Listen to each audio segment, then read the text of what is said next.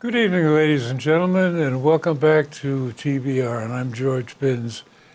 This is part two of a discussion we started on the quality of education, especially the quality leading up to entrance into college. And we have as our guest this evening a concerned citizen and resident of Beverly, and a parent too, John Taylor. Thank you. Thank you, George. And I should make very clear to everyone that I speak just as a parent and not as a member of any board or committee that I've been appointed to or elected to. And any commentary we make about our national or state educational situation is certainly incidental to our local situation. So, George, I wanted to put up some information, if I could, about our current educational situation. And I'll begin with B1, if we can. And as your viewers can see, this is a subjective analysis of parents and how they feel in the confidence in workforce preparation. This is a national average and also a Massachusetts average. We talked in our last episode about AI, and as we look at the confidence that parents have that education is allowing students to be ready for the workforce, we see that there's a difference between low income, mid to high income tiers, the Massachusetts average, as well as the national average, George. That Massachusetts average in general is almost 10 points below the national average. And one of the big things on that third point, volunteer or service participation, I think that's really important for our young people. Parents are feeling in Massachusetts like we're doing a great job in preparing our young people for volunteer and service participation at almost 32%. And if I can, George, can I jump to that second green area? I think that's B2. And that talks a little bit about how parents feel about mental health and what they're doing. And this is a national sample of 20,000 parents nationwide. So to give you your viewers a sense, the recent polling that was done between candidate Moulton and candidate Markey for the U.S. Senate race in Massachusetts involved 200 what do you call them? People. Yeah. Okay. This involves 20,000 on a national level and 400 on a state level. So this is very, very, clear. And we see dips at the 9th and 10th grade level that then pop up at the 11th and 12th grade level. We see strong returns in terms of parent perception at the K through 4th grade levels. Well, in both of these charts, we're talking significant changes between grade levels in this second chart and the confidence of the parents, but we're still talking significantly less than 50%. So basically, the parents are not terribly satisfied, and they've got a concern. And I guess the issue comes down to one of how do some parents get involved and do something about this? And that is a great issue, a great question, George. And I think that comes to B3, which we have for your viewers at home as well. It's our information engagement slide.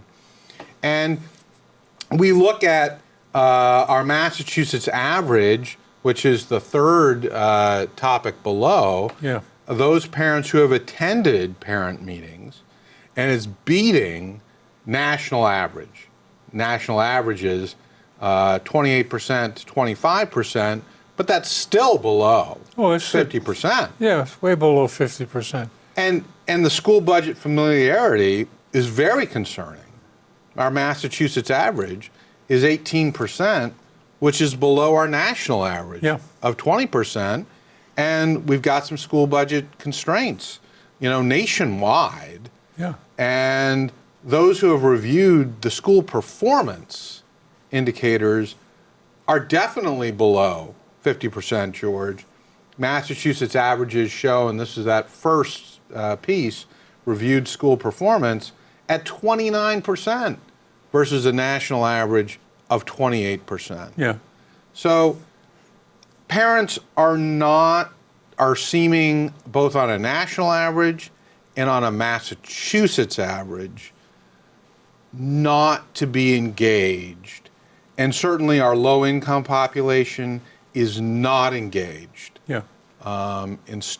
in their student involvement. And why that is, I can't say. But this is parent engagement. Yeah, and I think that gets down to the question of you have your student, your child, goes to school, and what are they getting out of it? And you get into the issue of, okay, they're not happy, they're not doing well. What are we going to do about it?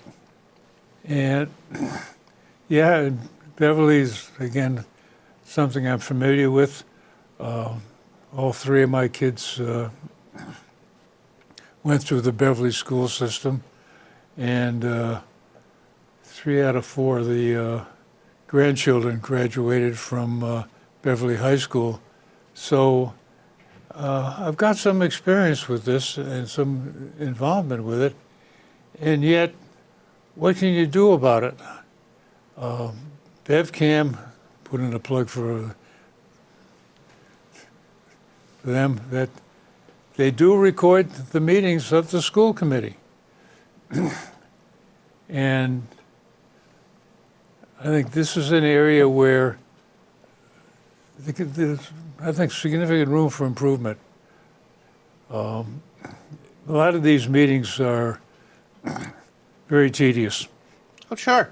And it takes a lot of devotion to one, to be on the school committee, and then on the second issue, if you're on the committee, you're involved. That's a good thing. You're 100% involved because you're always there. But to sit and watch one of these things, I think is a bit of a challenge that a lot of people aren't up to. So the question really comes down to one of, okay, you've got a concern, you're not happy with the system. How do we get more people involved, and how do we get more support for it? Because very frankly, here in Beverly, we're looking at an override. There's been enough discussion about it since the teacher strike and the result from that, and the cutback in the school budget in order to live within the settlement. And yeah, we've got a program going forward where we have a budget for this current fiscal year that's been passed. We're good to go.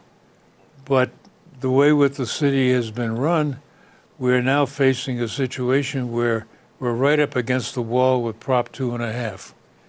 And there's no more room to increase the taxes without a special vote, which is what an override comes down to.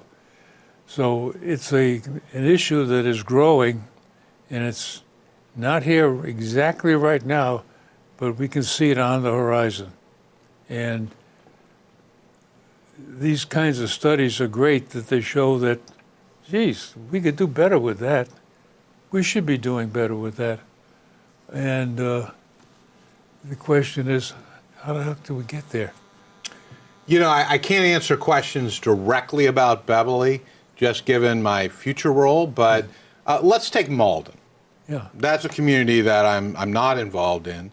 But Malden's going through an override situation now, and they'll probably, it'll come to a vote sometime in February of 2026, or at least that's what proponents are predicting will happen. And there you're getting a very small microcosm of the community involved in what may or may not happen. And that's concerning, you know, and we just put up a slide about parent engagement, that third slide, which shows that parents are really not engaged in discussions about school budgets. And so what has Malden done? Let's talk about that. Yeah. They have had some what are called mass meetings.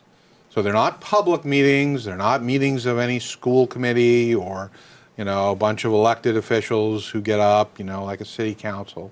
But they're meetings that might involve some city officials, city employees like a director of finance, and maybe a city councilor to respond to resident concerns.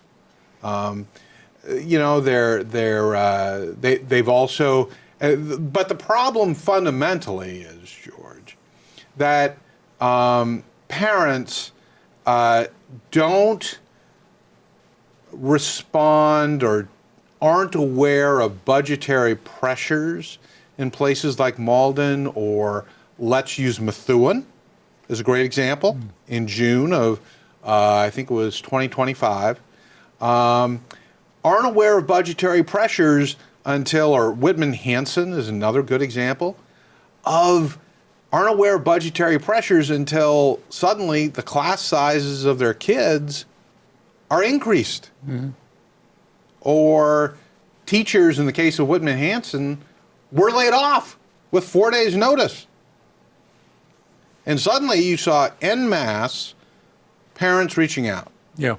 At the Malden City Council meeting, you saw parents reaching out and voicing their opposition.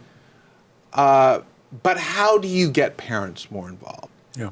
How do you get parents coming to school conferences about their child?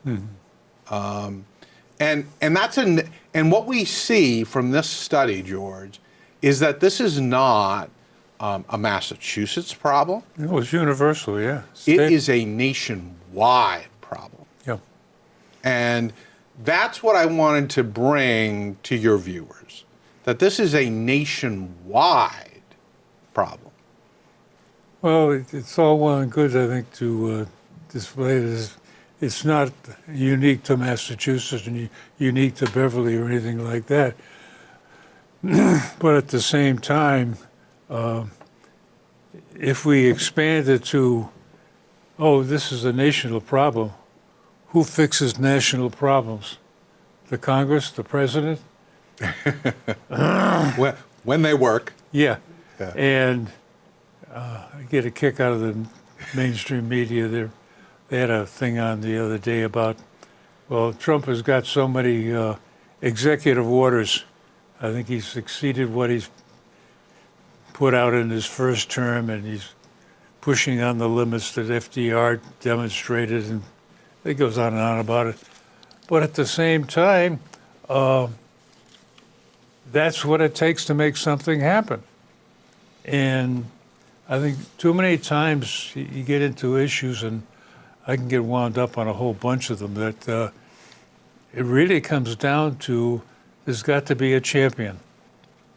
There has, and I was talking to one of the individuals who is thinking, he said he's in training for maybe running for president on the Democratic side, and finally there's somebody on the national level who's talking about education. And he's saying, we need a pathway, a dual pathway, nationwide, to go for both college readiness and career readiness. Yeah.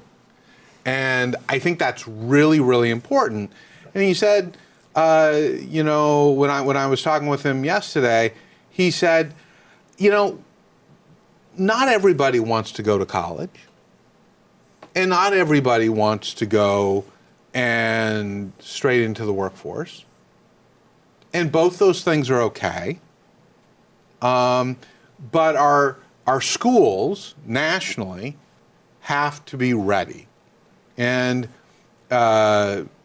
this study nationwide asked parents, how well do parents perceive our schools to be ready?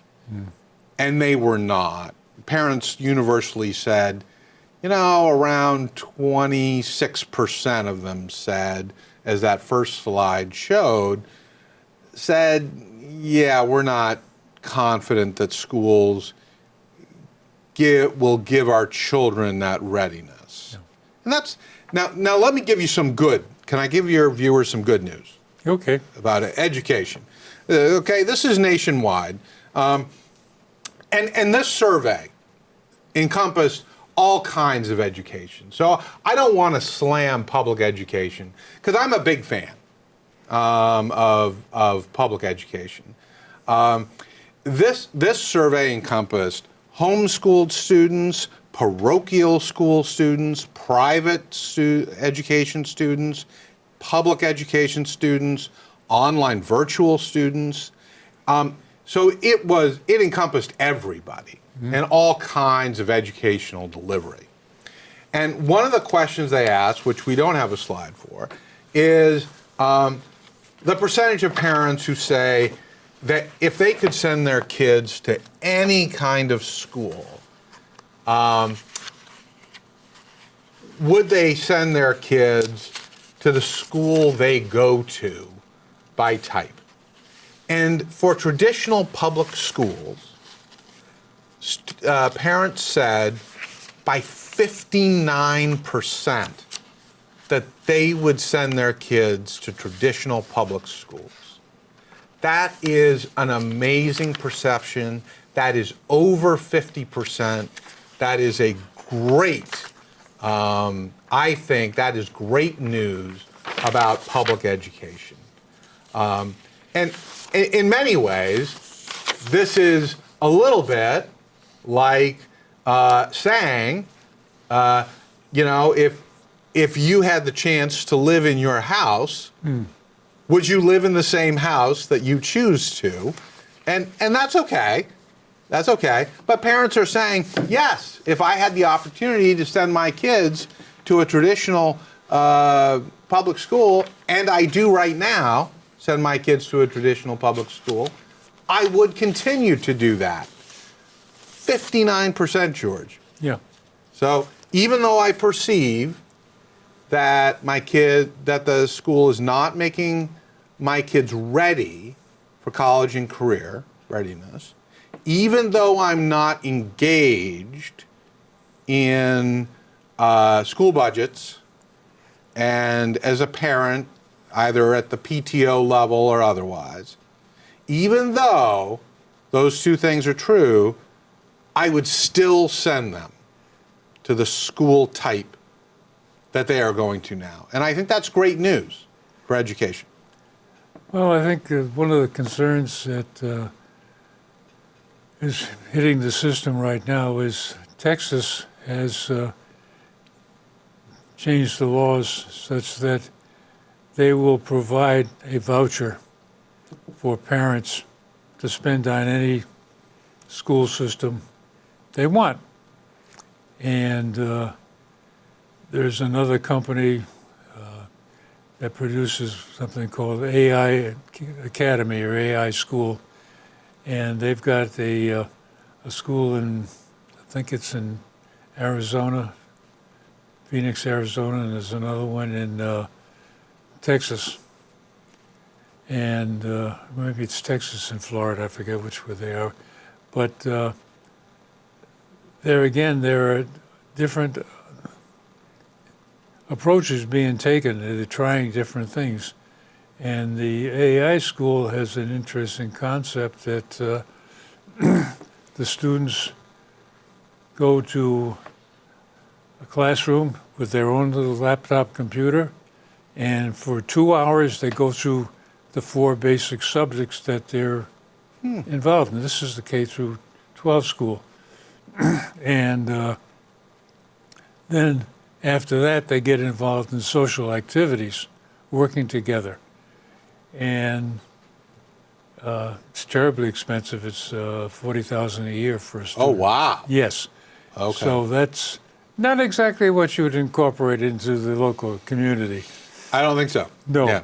But it's an idea that's being tried. Okay. And the first grimace is, oh, it's doing great, these kids. The average SAT score of 12th graders is something like 1595, and the max score is 1600. Wow. So, yeah, it's spectacular that way. But then you dig into some of the other applications of this same concept, and, well, there's some things to be worked out yet, the politest way to put it. So there are different approaches being sure. taken, and I think that's one of the things that need to be considered, that like we discussed the first half hour, the world is changing, and education, like everything else, has to change with it. Oh, absolutely. And Absolutely. and I think this is one of the things that parents need to be aware of, that it's not the old classroom. I went through the parochial school system where you had one nun in front of a class of 40, 45 kids, and she had a ruler. And she did not have a discipline problem twice. And it carried on through high school. We used to have 45, 46 kids in a class. And one of the other concepts that I've seen has been dropped along the way is homogeneous classes, where you're placed in a class depending on how you're doing in school, what kind of grades you're getting, in other words. And as a result, the teacher is teaching to a homogeneous group that's in about the same level. And they can handle certain things and other things that, okay, they're not ready for it yet. And it doesn't penalize the brighter students or the ones who are attuned to education. And at the same time, it doesn't penalize the students that need extra help, because they can focus on those kinds of things. So it worked at one time. Totally verboten these days.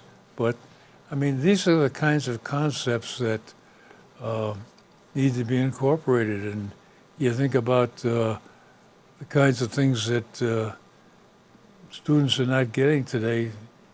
When was the last time you knew a kid that took a civics class? Well, in fairness, many of our schools nationwide do provide a civics and citizenship skills lesson. You know, we stand before the flag, we do our Pledge of Allegiance, etc. And I think that's really important. Even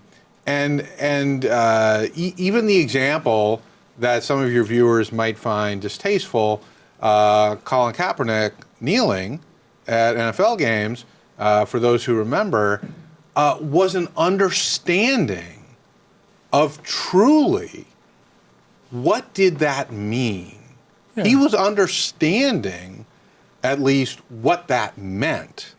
Yeah. And I think we have to praise that Now, I want to come back, again, to good news in education. Let's talk about parochial schools. Yeah. And let's talk about virtual online, the AI type schools. Yeah. Okay? So parochial schools, when parents were asked, would you send your kids back to parochial schools, 82% of them Yeah. said they would. And here's a question for you, George. What percentage of parents would say they would send, do you think, would send their kids back to what would be called virtual, online, or AI type academies, in your opinion? I would be guessing they'd be in the 70% category. 71% Yeah. of students. George is totally right. Yeah. So I was fascinated with that, and that's, again, nationwide. I was fascinated with that. That a traditional public school generally is providing a in-classroom experience, whereas a virtual online AI academy is not, but yet parents were feeling more confident in the virtual online AI academy because they had sent their kid there before. I don't know why that is. And many people, including this presidential candidate who I spoke with, were saying, well, maybe we needed to relook at how we had handled COVID Yeah. and closing the schools. But it seems like parents disagree, that they like the virtual option. Well, one of the comments that I picked up, there's a teacher from Chicago that writes, he's a 7th grade language teacher, language arts teacher in a parochial school. And what he pointed out is that the kids that go to parochial school or any of these special schools, the parents are forking up extra money. Absolutely. And they become more involved with the students. So that's one of the ingredients, is to get the parents involved in how the student is doing. Mm-hmm. So, and there's a whole bunch of other opportunities out there, but once again, we've had more fun than you can imagine. And ladies and gentlemen, thank you very much for joining us this evening. The topic of education is going to be going on for quite a while. And if you've got a comment, there's my email address in the credits. And if you have a longer comment, you too can have a spot here at the table. Thanks again for watching, and stay tuned. We'll be back.